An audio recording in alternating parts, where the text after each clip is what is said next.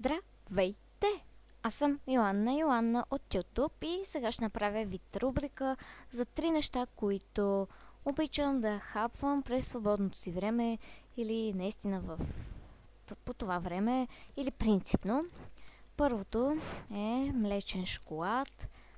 Шоколад млечен пише 80 грама и да.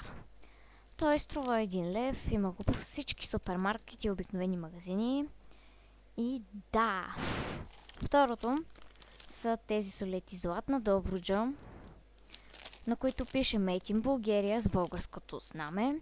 Златна Добруджа солети Salty Sticks. Така. Ето отзад. Струват около 30 стотинки, има ги в супермаркети и в обикновени магазини. Третото нещо, което обичам да си хапвам аз, са тези пуканки кроки, на които пише Snacks. Кроки масло с сладкото крокодилче и с колата до него. Така, ето го отзад.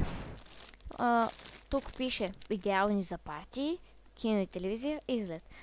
И така, те са около 30 стотинките за малки и пораснали деца.